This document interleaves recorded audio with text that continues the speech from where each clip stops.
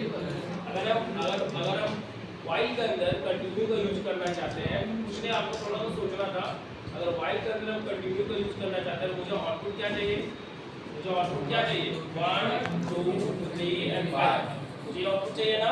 Yes sir. तो आपको पता है अगर हम वाइल के अंदर यूज करेंगे कंटिन्यू को तो कहां भेजना है? कंडीशन में। तो मैंने एक कंडीशन लगाया कि इफ i = 1, इफ i = 1 है ना मेरा प्रोग्राम शुरू में इस साइज का मैंने किया है, i = 1 तो वो है यहाँ पे i = 1।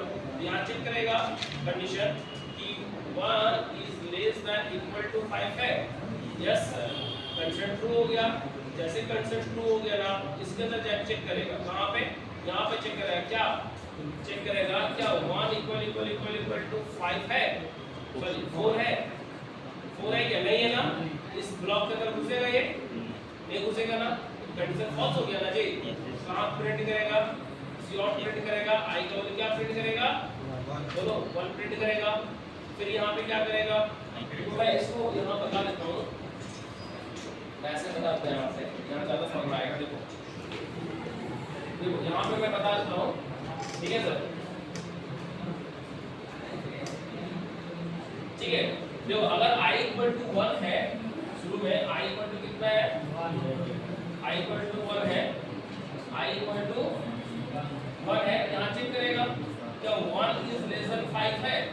यस, सीधा इसके अंदर एंट्री करेगा और एंट्री करने को यहाँ चेक करेगा क्या 1 = 4 है? नहीं, कंडीशन क्या हो गया? फॉल्स। इसको रीड करेगा ना?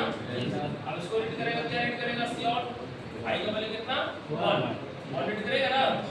फिर क्या करेगा? i प्लस प्लस और वाइल में जाकर चेक करेगा। अब i का वैल्यू कितना हो गया? 2 is less than equal to 5 है। यस, कंडीशन ट्रू हो गया। सीधा इसके अंदर एंट्री करेगा। यस चलो बॉयज, अब जैसे करेगा i का वैल्यू कितना हो गया? 2 = 4 है, 3 = 4 है। यस, नहीं है ना? इसके अंदर एंट्री करेगा? नहीं, COUT करेगा। i का वैल्यू कितना हो गया? 2। फिर i का वैल्यू प्रिंट करेगा। i का वैल्यू कितना प्रिंट करेगा? बोलो 2। फिर i प्लस प्लस करेगा कितना हो जाएगा? 3। अब यहाँ जाकर कंडीशन चेक करेगा ये 3 लेस देन इक्वल टू 5 है। यस, जैसे कंडीशन ट्रू हो गया, सीधा इसके अंदर एंट्री करेगा। i का वैल्यू कितना हो गया?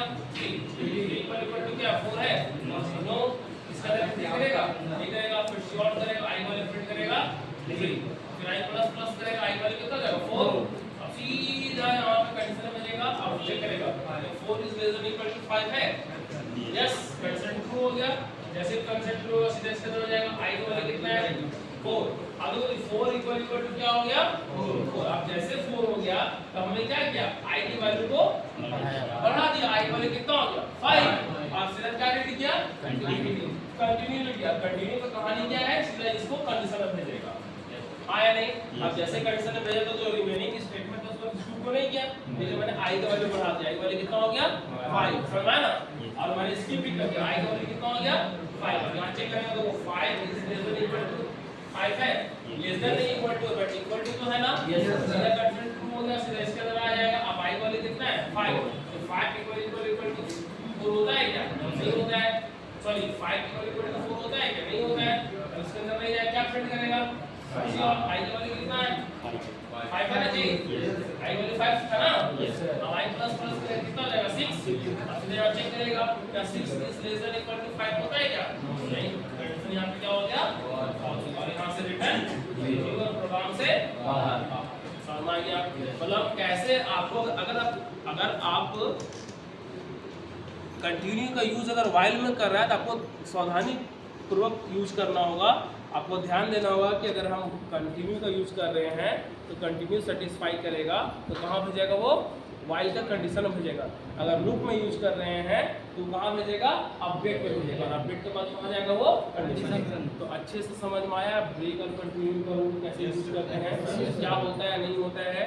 क्योंकि इस पे आपका अगर आप ये सब चीज़ नहीं समझोगे ना तो फिर आप लॉजिक नहीं लगा सकते, बड़े बड़े प्रोग्राम को सॉल्व नहीं कर पाओगे। ये छोटे छोटे चीज़ है, छोटा छोटा चीज़ आपको पहले जानना होगा, है ना? जब हम बड़े बड़े जैसे भी पिरामिड का क्वेश्चन सॉल्व करेंगे, पिरामिड का क्वेश्चन सॉल्व करेंगे, नेस्टिंग का यूज करके ब्रेक का यूज होगा, कंटिन्यू का यूज होगा, है ना?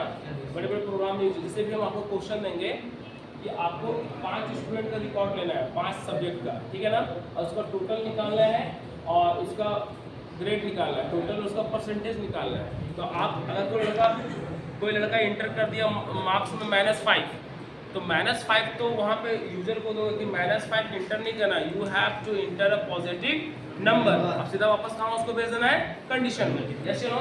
वहाँ पे क्या अप्लाई करोगे, कंटिन्यू का यूज करोगे। अगर कोई लड़का नेगेटिव नंबर डालता है तो वहाँ कंटिन्यू यूज कर देगा, सीधा कहाँ पे जाएगा वो, मतलब एक स्टूडेंट का, मान लो एक स्टूडेंट का रिकॉर्ड निकालना है, एक स्टूडेंट 5 सब्जेक्ट के एग्जाम देगा, आपको होमवर्क चाहिए है ना, कि 5 सब्जेक्ट लोगे, C++, जावा, पाइथन, है ना, फ्लैटर, ये मान लो 5 सब्जेक्ट का नाम लिया, 5 तुमने मार्क्स एंटर करोगे, टोटल निकालोगे, उसका एवरेज निकालोगे, परसेंटेज निकालोगे, यस या नो, परसेंटेज निकालोगे और टोटल निकालोगे, ठीक है ना। अगर कोई लड़का नेगेटिव नंबर, हो सकता है हम यूजर हम नेगेटिव नंबर डाल दिए, और जैसे नेगेटिव नंबर डाले सीधा तुमको मैसेज देना चाहिए कि you have entered invalid number, you have enter a positive number. किसी का अगर आपको एग्जाम देता है यूनिवर्सिटी में या कॉलेजेस में तो उसका नेगेटिव नंबर नहीं आता है, जो भी आएगा तो 0 आएगा या 0 से प्लस आएगा, पॉजिटिव आएगा। तो अगर कोई लड़का नेगेटिव में डालेगा तो इनवैलिड नंबर हो गया ना, यस या नो। तो वहाँ पे आपको कंटिन्यू का अप्लाई करना है, और वहाँ पे क्या करोगे, कंटिन्यू का अप्लाई करोगे, सीधा आपको वापस भेजेगा कंडीशन और फिर से तुम इंटर करोगे, समझ में आया ना। This is your homework, understood. Okay, अगर आपसे कल नहीं बनेगा तो फिर मैं उसको हेल्प, लेकिन बनना चाहिए, अंडरस्टूड, क्लियर कंसेप्ट, यस या नो। फिर नेक्स्ट क्लास में कंटिन्यू करेंगे पैरामीटर, यस या नो। और हमें जो भी चीज़ हम बताते हैं सीधा लैब में जाओगे और लैब में प्रैक्टिकल करोगे, ठीक है। Okay, good luck.